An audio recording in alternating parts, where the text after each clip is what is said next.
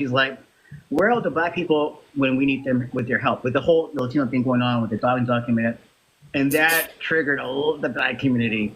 So now there's a bunch of videos saying a bunch of crap about against Mexicans. They go, here we go again. The black community is mad because we're asking for their help. Instead of responding in a good way, they're really bashing us, bashing Mexicans, and saying, I do have something to say first. This is my humble opinion. I think where we go wrong is that we ask for their help, personally. And let me elaborate. I don't think that we as brown people should be asking another race of people to help us. I think if another race of people want to help voluntarily, then that's that. I'm going to give you a great example. I've had a black woman, Latina, but black, right? Who is more involved in the Latino community than the black community. As a black woman, but from Latin America. So much so that before Donald Trump was elected, she reached out to me and said, Ricardo, you have a lot of black people that listen to you. Can you please talk to them to help us Latinos? She's black. She's telling a Mexican guy, can you please talk to your overwhelming black audience to help us Latinos? I'm like, you're black. But you see, this is how these kind of terminologies have kind of ruined us a little bit. Mm-hmm. That in the case of like black Latinos, if you will, they're so busy, and I mean this with all due respect to the black Latinos, they're so busy trying to be Latinos that they forget about black people. And they're black, from my observation, to the point where a black woman is asking me, and she's got a large following, but she has been using her following to be involved in the Latino community. And she has to ask me, and this is what I told her though. This is what I said. I said, I will not do that. I will not ask black people to help us at all, actually. And what was disrespectful the most was when I saw that over 60% of Latinos voted for Trump. Yeah, so I didn't even know that until last week. I said, what? Check this out. So you mean to tell me our own community voted mostly for Trump, and we want another race of people to help us? That's why black people are offended. Yeah. It's like I've heard it all the time. Black people themselves tell me, we voted for Kamala. You want our help? You need to convince your people to help you first. So now imagine black people from the outside looking in, 60-something% of Latinos voted for Trump. And here comes the Latinos asking for their help. That's disrespectful, man. Of course. Go ahead, China. And that's what I wanted to touch on, because as I stated before, like in the Afro Latino conversation that we had, I find my community not with Latinos. Uh-huh. I am part of the 92% that voted for Kamala. Okay. Mm-hmm. The reason why we say enough, help yourself, is because the elections really did show us that we were alone. Yep. It's the sentiment that we really fight for everybody and nobody fights for us. And that's why when they look around, they say, oh, well, we're all the black people. Do you see them protest? The little parades that people were having, protesting? Why do you think they were so peaceful? Why do you think they weren't, the police weren't out there in anti-riot gear and militarized police wasn't out there? We're not using our bodies as human shields for people anymore. When the George Floyd protests happened, I was in Seattle and I was out there. Everything was peaceful until the agents of chaos came in, and they started tear gassing us. Like I'm telling you, como perro no trataban. Yeah. When all we want is the right to live, the right to exist. Don't kill us. We saw things for what they really were in the elections. Yeah. And you know what? I'm going to be honest with you. Yes, I agree. We did. But I saw it before the elections, to be honest with you. I saw it before it. Yeah, I did too. I did see that. I didn't need the elections. I didn't need to see 60% Latino for. I didn't. I've been seeing this my whole life. My whole life. And I've always told people, the black and brown people that come into my chat way before the elections, y'all pay attention to who comes over here and attack me when I address white tea people. It's Latinos. Latinos get mad when I address white tea people. All the people that got my back in the comment section are black people. When I'm addressing white tea supremacy, all the Latinos come in here, oh, you're a hater. Woo. I don't need the election thing to show me anything. I've seen it not only here in the chat. I've seen it my whole life growing up. Latinos, bro, are some self-hating motherfuckers. Straight up. And it was such a perfect storm for Latinos to see themselves as they really are. Yeah. Because not only would they not vote for Kamala because she is black, they wouldn't vote for her because she's woman. Yeah. Yeah. El machismo. Esas dos cosas. Esas dos cosas. Oh, I'm man. telling you. Mm-hmm. Because we uphold YT supremacy. Mm-hmm. We do. We do.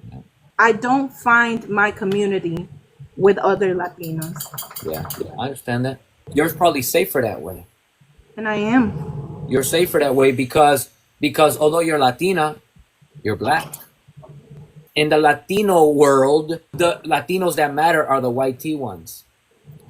That's it. As indigenous people, as black people in the Latino world, we're better off not even fucking with that whole Latino thing. Honestly. And this is from a 2019, right? It's called the Pew. I don't know if you've heard of it. PEW Research Center. 72% of Latinos in the U.S. 72. That's a lot. Think that having lighter skin provides advantages in America. 72.